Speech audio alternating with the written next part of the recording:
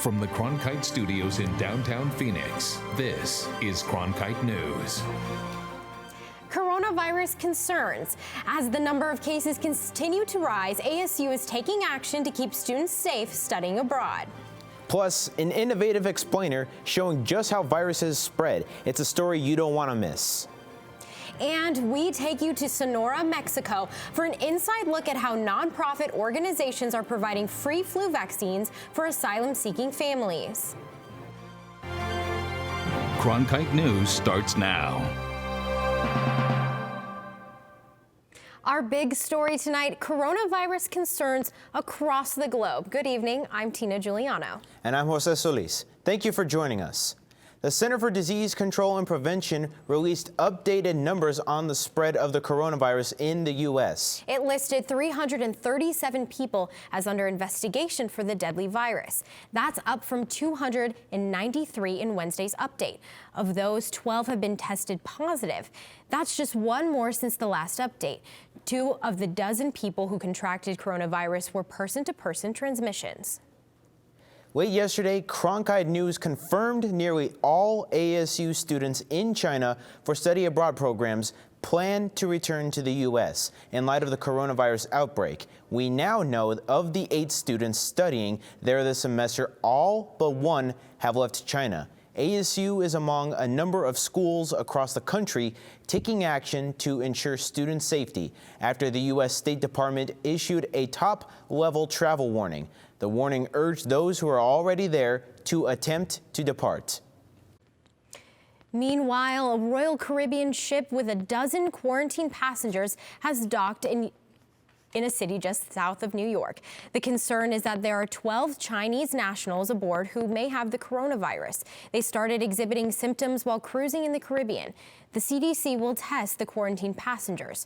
Right now, 4 of the passengers have been taken to a hospital for further evaluation. Viruses are responsible for a wide range of diseases, including the common cold, measles, chickenpox, and the flu. The coronavirus is just the latest to cause a stir around the world. But how do viruses spread from one person to the next and cause such large problems? Cronkite News reporter Jordan Elder shows us how contagion happens with the help of some friends. When a virus starts to spread, people can panic. According to the CDC, the risk to the public depends on several factors: the infection rate of the virus, the severity of the illness caused, and how easy or hard it is to contain the virus. Infection rate measures how many people one sick person will infect. If the virus is spread to just one other person and no more, there won't be an outbreak. If it spreads to more than one person, it can become an epidemic or a pandemic. Ebola spreads to an average of 2 people. Measles, on the other hand, is highly contagious. A sick person can infect as many as 18 people. Ebola is more lethal, and infected patients often die. The measles, though more infectious, is rarely deadly. Population density also matters. If you live in a rural area, you have less opportunity to spread a virus. But viruses spread faster in densely populated areas where people come in frequent contact. In a health emergency, quarantine is one strategy used to contain a virus until a vaccine can be developed to protect the population.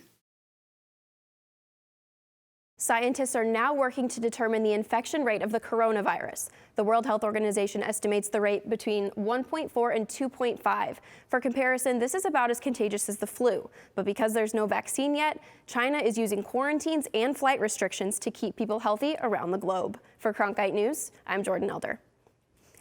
And for more updates on the spread of viruses, including our coronavirus coverage, visit cronkitenews.azpbs.org.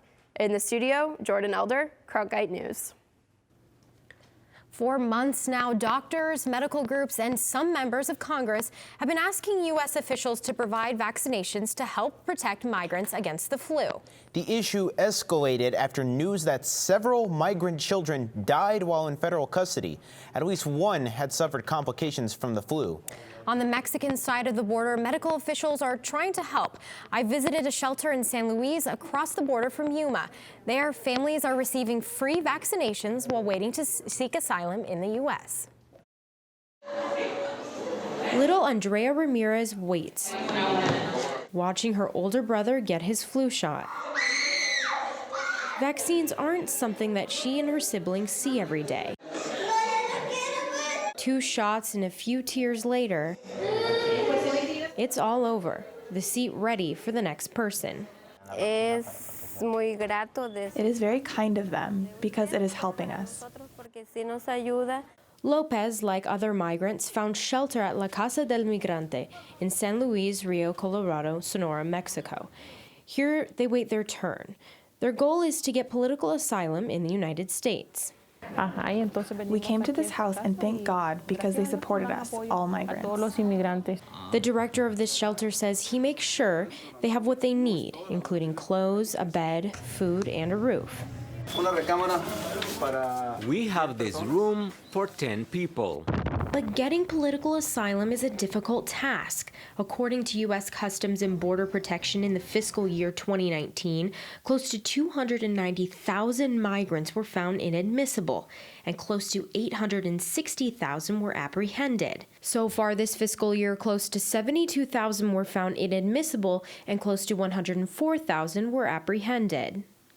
I am afraid that the United States won't welcome me with my mom and will send me back. We are afraid to return to El Salvador. Another problem that they may encounter when they cross the border is the lack of vaccines. According to a letter sent to Congress from Congresswoman Rosa de Lauro, Customs and Border Protection does not want to provide vaccines to migrants. Alarmingly, we have recently learned that CBP's decision not to vaccinate against this preventable disease ignores specific recommendations that the CDC made in January 2019. We avoid illness. My little girl needs her vaccination because she hasn't received it since she was born. According to the center, over 60 people received vaccines here today. Vaccines like this one, not just for the flu, but for the measles, mumps, and many other viruses. Organizations like the Mexican Red Cross and 100 Angels provide help, something that the migrants are very thankful for. We hope we are making a good effort to prevent these diseases. In the meantime, thousands of migrants continue to arrive at the border, looking for a better life, leaving their entire lives behind. We don't have enough money to give our children well-being and a better life.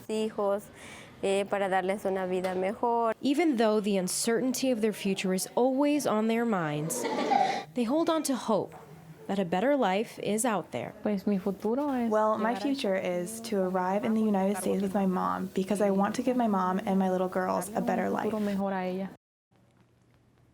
Customs and Border Protection officials say they have comprehensive medical support services and can provide vaccinations as appropriate to those in U.S. custody. Groups like 100 Angels will continue to travel to the border cities to provide medical care to migrants. Right now, ADOT is telling drivers to avoid Interstate 10 this weekend while they widen the highway between 35th and 43rd Avenue. This means both the on-ramps and the off-ramps in this area will be closed starting tonight at 10. They'll stay closed until 5 a.m. on Monday. Speaking of closures, people who live in Mesa will soon be able to check out for any road restrictions and pay their bills using the smart speaker Alexa. Starting March 1st, users can also keep track of dates for recycling and yard waste through the high-tech device. All they have to do is say, "Alexa, ask the city of Mesa," and finish out the sentence with the request or question. Coming up next on Cronkite News, dispatchers in distress. We'll introduce you to a 911 operator who couldn't take hearing any more emergency calls and reached out for help. I'm just scared all the time. All the time. And it makes me nervous, and I don't realize it sometimes. And we may be warming up this weekend, but the wintry weather will be back before you know it. And this time, rising chances of rain. Your full forecast just minutes away.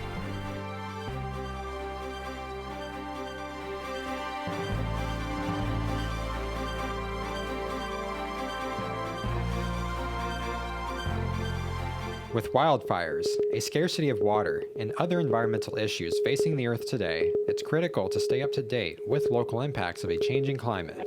That's why we created Elemental, covering sustainability, a multimedia collaboration between public television and radio stations. From climate change to water conservation to renewable energy and much more, Elemental covers the latest in sustainability news. Find our stories on our website, elementalreports.com.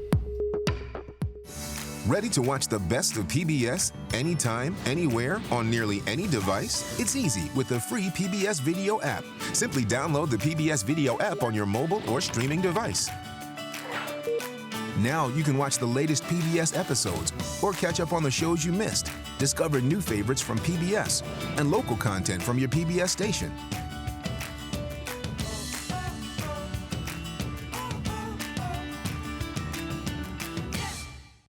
You'll find there's never a dull moment in this house. Welcome to Downton. This house has no secrets. Downton is catching up with the times we live in. This calls for a toast. It makes you want to jig about, though, doesn't it? Heavens, we are quite a party. Oh, goody goody.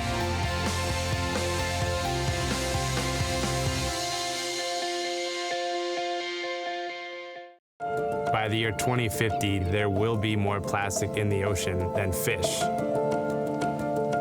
Before Professor Halden, I had an insane amount of passion, but I almost felt helpless because I didn't know how to use it.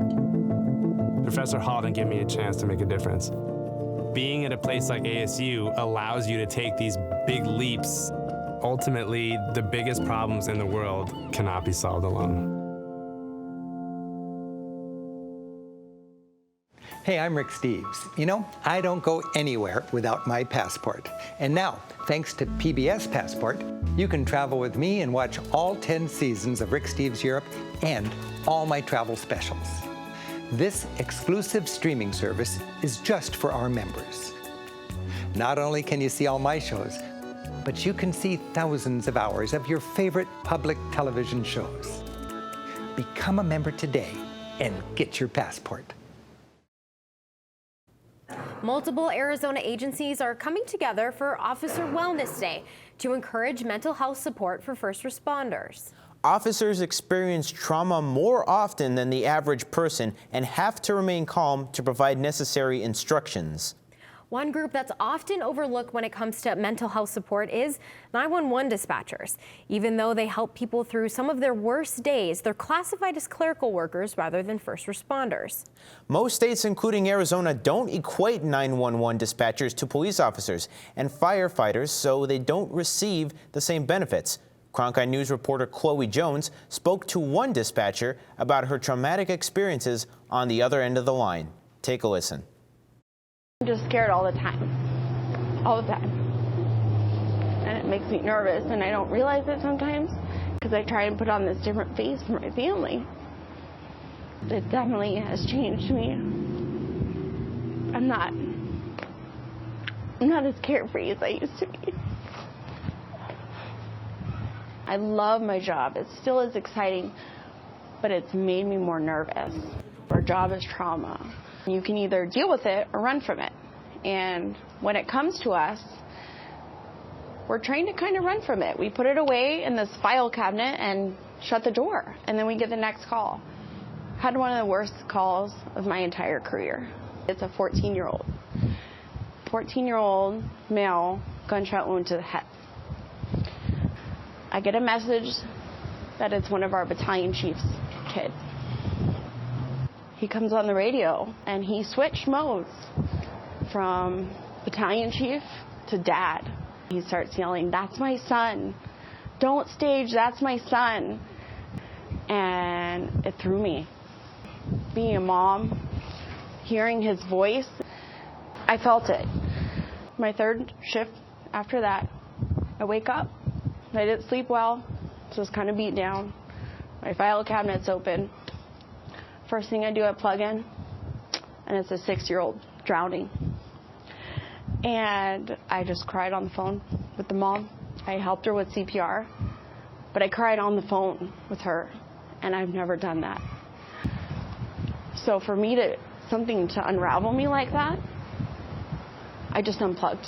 I said, I'm done. I can't do it today. And I saw my supervisor, and she said, "Are you okay?" And I was crying, and I couldn't stop. And I said, what's wrong with me? And she said, nothing, we're human. I feel like sometimes that's what we do as dispatch. We act tough, we're hard. We just do it because we need to. Because if we're soft and we're sad, we can't help somebody. But what hasn't been realized is when you talk about it, it gets better, not worse.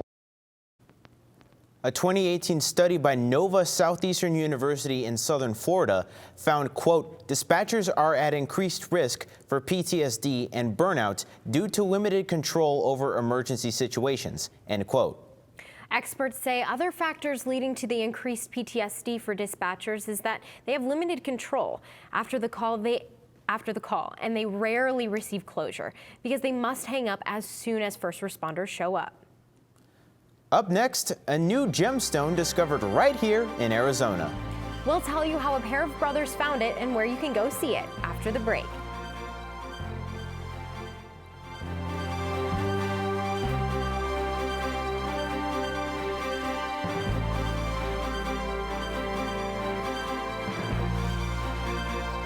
I'm Judy Woodruff, anchor and managing editor of the PBS NewsHour. The journalists of tomorrow face a fast-changing media landscape, but quality news remains vitally important to our communities, our country, and our world.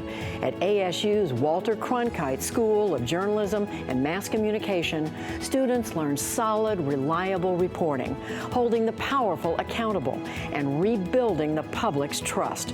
The Cronkite School and Arizona PBS, preparing the next generation for a stronger future of journalism.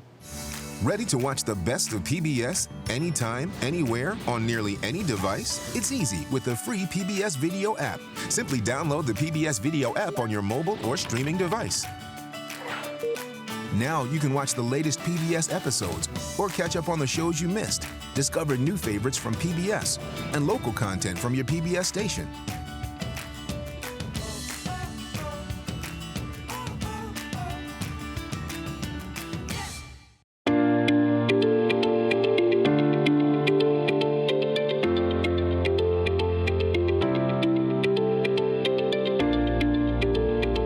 The weather around Phoenix is just beautiful today. Let's take a look at the weather around the valley. Thank you for joining us for the special edition of Cronkite News. Here are the top stories that we're tracking today at noon.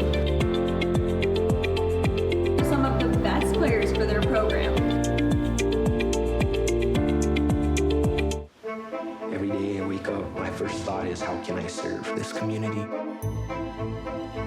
The biggest hurdle was not taking PTSD personally. Would you welcome, please, the amazing. Everybody that watches this, they say that I am the greatest that they've ever seen.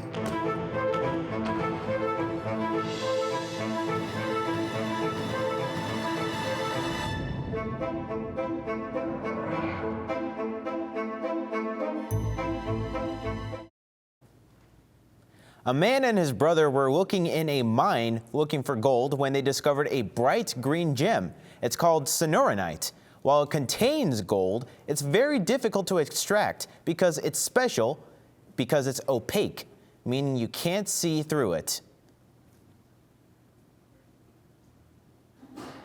My brother and I, searching the mine for potential gold, we came across the gold vein about 8 years ago. And then we were crushing it for the gold for at least probably about 6.5 years until we made it a discovery that this material looks incredible polished. You can see the gem for yourself at the 22nd Street Gem Show in Tucson. Another video out of Tucson showing a corgi chasing a tortoise has gone viral on social media. Check this out. The corgi can be seen trying to dig holes in the yard, but the tortoise keeps getting in his way. The person who shared the video said the corgi named Eugene was focused on digging while the tortoise named Shaq was persistent in wanting to play instead. So that's where that tortoise went after it was done beating the hare, huh? I guess. Is it good weather, Annabella, to walk our corgis? Or your tortoise, whatever type of pets you have. I know that I will be out this weekend walking my 2 dogs, maybe taking them for a hike. But enjoy the weather this weekend because later this week we are looking toward some rain. As you can see, these are your current temperatures statewide. Up north, you can see in Flagstaff, it is 57 degrees currently, 63 in Prescott. We're at 66 here in Phoenix and 64 in Safford. Looking into your evening, your commute home is going to be a little bit chilly with only 65 degrees at 6 o'clock p.m. and then 62 degrees at 7 o'clock p.m. And that temperature is going to keep decreasing as we go later into the evening until we hit about 5 o'clock or 10 o'clock p.m. We'll hit 54 degrees. Now, right now we are looking at your lows tonight throughout the valley. As you can see over here in Goodyear, there's a low of 38 degrees tonight. In Glendale, 40, Cave Creek, 42, and Mesa, 37. And then finally, your 8-day forecast. This weekend's going to be a lot nicer compared to the temperatures we had this week with a high of 73 degrees on Saturday and Sunday. But look into Monday. It is going to be a high of 71 with a 60% chance of rain. And that 60% chance of rain is going to follow us into Tuesday. But don't you worry, because later on into the week, as we go further into the week, that precipitation chance is going to decrease with only 20% chance on Wednesday, 10% chance on Thursday, and a 20% chance on Saturday. So make sure to grab those umbrellas if you are going out this week, just in case. For the Cronkite News Weather Center, I'm Annabella Punti. Have a great weekend.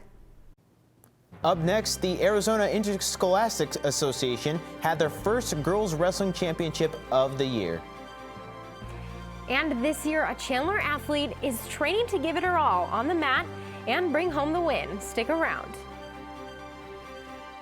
Cronkite Noticias is the Spanish-speaking division of Cronkite News, covering topics such as economics, education, sustainability, immigration, and border relations. Cronkite Noticias strives to serve the Spanish-speaking community in Arizona. Under the guidance of prominent Spanish-speaking professionals, students at the Walter Cronkite School of Journalism develop content for our broadcast partner, Univision, as well as on Facebook and Twitter. Explore Cronkite Noticias at cronkitenoticias.azpbs.org. With wildfires, a scarcity of water, and other environmental issues facing the Earth today, it's critical to stay up to date with local impacts of a changing climate. That's why we created Elemental, covering sustainability, a multimedia collaboration between public television and radio stations. From climate change to water conservation to renewable energy and much more, Elemental covers the latest in sustainability news. Find our stories on our website, elementalreports.com. By the year 2050, there will be more plastic in the ocean than fish. Before Professor Halden, I had an insane amount of passion, but I almost felt helpless because I didn't know how to use it. Professor Halden gave me a chance to make a difference. Being at a place like ASU allows you to take these big leaps. Ultimately, the biggest problems in the world cannot be solved alone. Welcome to another edition of Cronkite Sports Now. I'm Taylor Rocha. Let's talk sports. For the latest on local sports and beyond, we've got you covered. Let's do this thing. We challenge reporters to go beyond, a game story. We want stories with depth. It's just a crucial step from the college experience into the professional experience while you're still in school. At Cronkite Sports Now, watch the journalists of tomorrow cover sports today.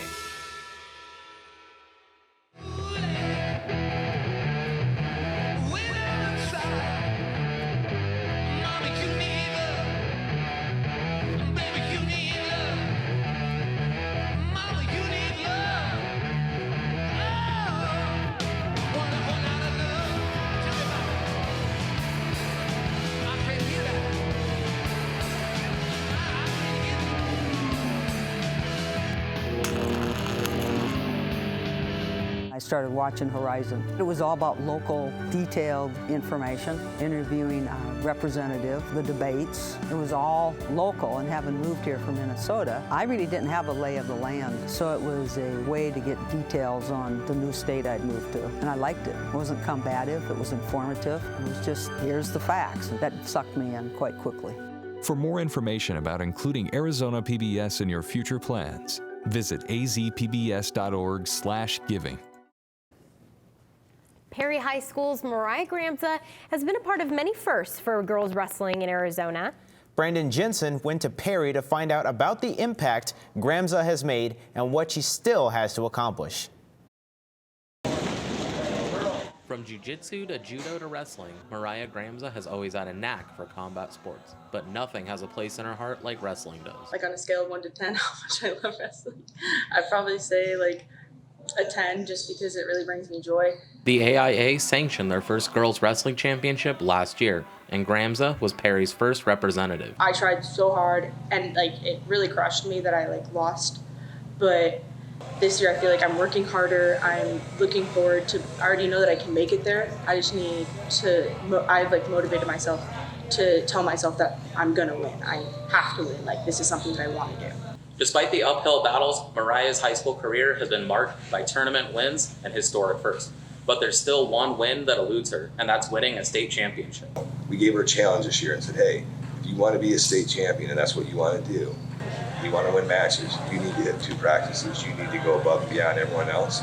And she didn't skip a beat, she took it in stride and said, absolutely. Whether or not her high school career ends with a state championship, Gramza's influence is already showing at Perry. I think it's going to help build the program. Our girl program here at Perry is slowly building. We had 5 this year, and it spurs from Mariah. That's the reason I wanted to join, actually, because I knew we didn't have very many girls, and I just wanted to get other girls to join and maybe overtake wrestling one day. With her days at Perry coming to a close, Gramza hopes that the other girls will continue to show each other the same love she showed them. In Gilbert, Brandon Jensen, Cronkite News. This year, Girls Wrestling Championship will be on February 14th and 15th at Findlay Toyota Center in Prescott. That's it for Cronkite News tonight. Thanks for joining us. For top Arizona stories anytime, go to cronkitenews.azpbs.org. Have a good night, everyone.